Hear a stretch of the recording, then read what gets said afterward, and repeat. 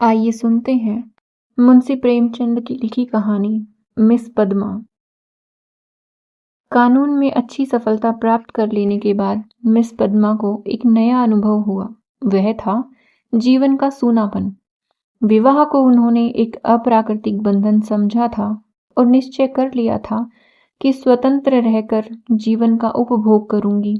MA की degree ली, फिर कानून पास किया और प्रैक्टिस शुरू कर दी। रूपवती थी, युवती थी, मृदु भाषिणी थी और प्रतिभाशालिनी भी थी। मार्ग में कोई बाधा न थी। देखते देखते वह अपने साथी नौजवान मर्द वकीलों को पीछे छोड़कर आगे निकल गई और अब उसकी आमदनी कभी कभी 1,000 से भी ऊपर बढ़ जाती थी। अब उतने परिश्रम और सिर मगजन की आवश्यकता न रही। मुकदमे अधिकतर वही होते थे जिनका उसे पूरा अनुभव हो चुका था। उसके विषय में किसी तरह की तैयारी की उसे जरूरत ना मालूम होती। अपनी शक्तियों पर कुछ विश्वास भी हो गया था। कानून में कैसे विजय मिला करती है, इसके कुछ लटके भी उसे मालूम हो गए थे। इसीलिए उसे अब उस अवकाश मिलता था और इसे वह किस्से कहानियां पढ़ने, सैर करने, सिनेमा देखने, मिलने मिलाने में खर्च करती थी। जीवन को सुखी बनाने के लिए किसी फैशन की जरूरत को वह खूब समझती थी। उसने फूल और पौधे लगाने का व्यसन पाल लिया था। तरह तरह के बीज और पौधे मंगाती और उन्हें उगते बढ़ते फलते फूलते देखकर खुश होती। मगर जीवन में सूनेपन का अनुभव होता रहता था। यह बात ना थी कि उसे पुरुषों से विरक्ति हो, नहीं, उसके प्रेमियों की कमी ना थी। अगर उसके पास केवल रूप और यौवन होता तो भी उपासकों का अभाव ना रहता। मगर यहाँ तो रूप और यौवन के साथ धन भी था। फिर रसिक वृंद क्यों चूक जाते। पद्मा को विलास से घृणा थी नहीं, घृणा थी पराधीनता से, विवाह को जीवन का व्यवसाय बनाने से। जब स्वतंत्र रहकर भोग विलास का आनंद उठाया जा सकता है तो फिर क्यों न उड़ाया जाए। भोग में उसे कोई नैतिक बाधा ना थी। इसे केवल देह की एक भूख समझती थी।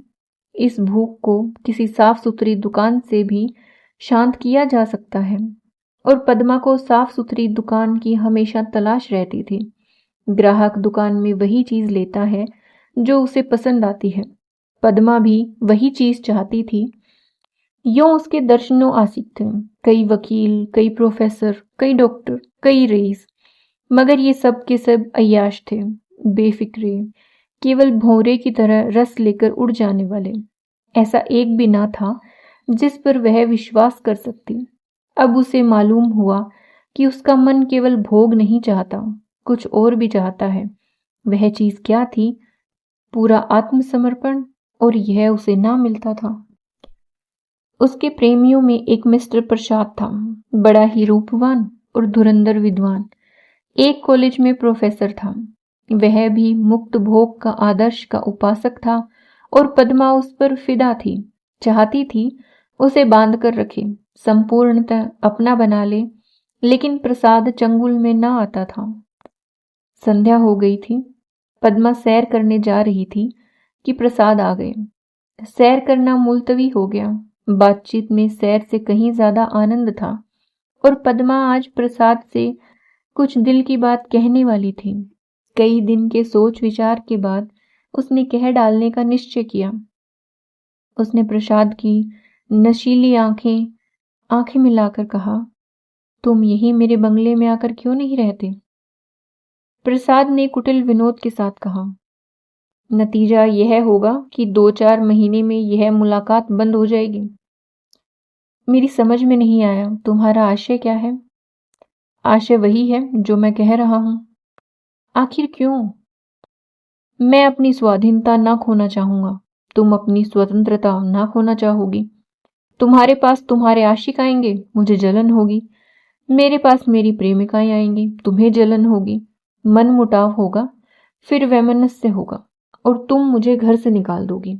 घर तुम्हारा है ही, मुझे बुरे लगेगा, फिर यह मैत्री कैसे निभेगी? दोनों कई मिनट तक मौन रहे। प्रसाद ने परिस्थिति को इतने स्पष्ट, बेलाग, लठमार शब्दों में खोलकर रख दिया था कि कुछ कहने की जगह ना मिलती थी। आखिर प्रसाद ही को नुक्ता सूझा। बोला, जब तब हम दोनों यह प्रतिज्ञा ना कर लें कि आज से मैं तुम्हारा हूं और तुम मेरी हो, तब तक एक साथ निर्वाह नहीं हो सकता। तुम यह प्रतिज्ञा करोगे? पहले तुम बतलाओ। मैं करूंगी। तो मैं भी करूंगा, मगर इस एक बात के सिवा मैं और सभी बातों से स्वतंत्र रहूंगी। और मैं भी इस एक बात के सिवा हर बात में स्वतंत्र रहूंगा। मंजूर? मंजूर। तो कब से? जब से तुम कहो। मैं तो कहती हूं कल से ही। तय। लेकिन अगर तुमने इसके विरुद्ध आचरण किया तो? और तुमने किया तो? तुम मुझे घर से निकाल सकती हो, लेकिन मैं तुम्हें क्या सजा दूंगा? तुम मुझे त्याग देना, और क्या करोगे? जी नहीं, तब इतने से चित्त को शांति ना मिलेगी। तब मैं चाहूंगा तुम्हें जलील करना, बल्कि तुम्हारी हत्या करना। तुम बहुत निर्दयी हो प्रसाद। जब तक हम दोनों स्वाधीन हैं, हम किसी को कुछ कहने का हक नहीं रखते। लेकिन एक बार प्रतिज्ञा में बंध जाने के बाद फिर मैं इसकी अवज्ञा सह नहीं सकूंगा, ना तुम सह सकोगी। तुम्हारे पास दंड का साधन है, मेरे पास नहीं। कानून मुझे कोई भी अधिकार नहीं देगा। मैं तो केवल अपनी पशु बल से प्रतिज्ञा का पालन कराऊंगा, और तुम्हारे इतने नौकरों के सामने मैं अकेला क्या कर सकूंगा? तुम तो चित्र का श्याम पक्ष ही देखते हो। जब मैं तुम्हारी हो रही हूं तो यह मकान, नौकर चाकर और जायदाद सब कुछ तुम्हारा है। हम तुम दोनों जानते हैं कि ईर्ष्या से ज्यादा घृणित कोई सामाजिक पाप नहीं है। तुम्हें मुझसे प्रेम है या नहीं मैं नहीं कहती, लेकिन तुम्हारे लिए मैं सब कुछ सहने, सब कुछ करने के लिए तैयार हूं। दिल से कहती हूँ पद्मा, सच्चे दिल से। मगर ना जाने क्यों तुम्हारे ऊपर विश्वास नहीं आ रहा। मैं तो तुम्हारे ऊपर विश्वास कर रही हूं। यह समझ लो, मैं मेहमान बनकर तुम्हारे घर में ना रहूंगा, स्वामी बन के रहूंगा। तुम घर के स्वामी ही नहीं, मेरे स्वामी बनकर रहोगे। मैं तुम्हारी स्वामिनी बनकर रहूंगी। प्रोफेसर प्रसाद और मिस पद्मा दोनों साथ रहते हैं और प्रसन्न हैं। दोनों ही ने जीवन का जो आदर्श मन में स्थिर कर लिया था वह सत्य बन गया है। प्रसाद को केवल 200 रुपये वेतन मिलता है, मगर अब वह अपनी आमदनी का दुगना भी खर्च कर दे तो परवाह नहीं। पहले वह कभी कभी शराब पीता था, अब रात दिन शराब में मस्त रहता है। अब उसके लिए अपनी अलग कार है, अलग नौकर है, तरह तरह की बहुमूल्य चीजें मंगवाता रहता है, और पद्मा बड़े हर्ष से उसकी सारी फिजूल खर्चियां बर्दाश्त करती है। नहीं, बर्दाश्त करने का प्रश्न नहीं। वह खुद उसे अच्छे से अच्छा सूट पहनाकर, अच्छे से अच्छे ठाठ में रखकर प्रसन्न होती है। जैसे घड़ी इस वक्त प्रसाद के पास है, शहर के बड़े बड़े रईस के पास ना होगी। और पद्मा जितना ही उससे दबती है, प्रसाद उतना ही उसे दबाता है। कभी कुछ नागवार भी लगता है, पर किसी अज्ञात कारण से अपने को उसके वश में पाती है। प्रसाद को जरा भी उदास या चिंतित देखकर उसका मन चंचल हो जाता है। उस पर आवाजें कसी जाती है, फब्तियां चुस्त की जाती हैं। जो उसके पुराने प्रेमी हैं, वे उसे जलाने और कुढ़ाने का भी प्रयास करते हैं, पर वह प्रसाद के पास आते ही सब कुछ भूल जाती है। प्रसाद ने उस पर पूरा आधिपत्य पा लिया है, और उसे इसका ज्ञान पद्मा को उसने बारीक आंखों से पढ़ा है, और उसका शासन अच्छी तरह पा गया है। मगर जैसे राजनीति के क्षेत्र में अधिकार दुरुपयोग की ओर जाता है, उसी तरह प्रेम के क्षेत्र में भी वह दुरुपयोग की ओर ही जाता है, और जो कामचोर है उसे तावान देना पड़ता है। आत्म अभिमानी पद्मा अब प्रसाद की लोंडी थी, और प्रसाद उसकी दुर्बलता का फायदा उठाने से क्यों चूकता। उसने कील की पतली नोक चुभा ली थी, और बड़ी कुशलता से उत्तरोत्तर उसे अंदर ठोकता जाता था, यहां तक कि उसने रात को देर से आना शुरू किया। पद्मा को अपने साथ ना ले जाता, उससे बहाना करता कि मेरे सिर में दर्द है, और जब पद्मा घूमने जाती तो अपनी कार निकाल लेता और उड़ जाता। 2 साल गुजर गए, और पद्मा को गर्व था। वह स्थूल भी हो चली थी। उसके रूप में पहले की सी नवीनता और मादकता ना रह गई थी। वह घर की मुर्गी थी, साग बराबर। एक दिन इसी तरह पद्मा लौटकर आई तो प्रसाद गायब थे। वह झुंझला उठी। इधर कई दिन से वह प्रसाद का रंग बदला हुआ देख रही थी। आज उसने कुछ स्पष्ट बातें कहने का साहस बटोरा। 10 बज गए, 11 बज गए, 12 बज गए। पद्मा उसके इंतजार में बैठी थी। भोजन ठंडा हो गया, नौकर चाकर सो गए। वह बार बार उठती, फाटक पर जाकर नजर दौड़ाती। 12-1 बजे के करीब प्रसाद घर लौट आए। पद्मा ने साहस बटोरा था, पर प्रसाद के सामने जाते ही उसे इतनी कमजोरी मालूम हुई।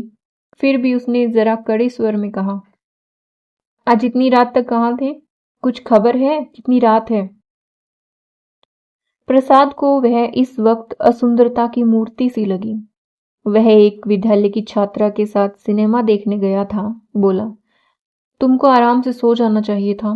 तुम जिस दशा में हो उसमें तुम्हें जहां तक हो सके आराम से रहना चाहिए। पद्मा का साहस कुछ प्रबल हुआ। तुमसे पूछती हूं, उसका जवाब दो। मुझे जहन्नुम में भेजो। तो तुम भी मुझे जहन्नुम में जाने दो।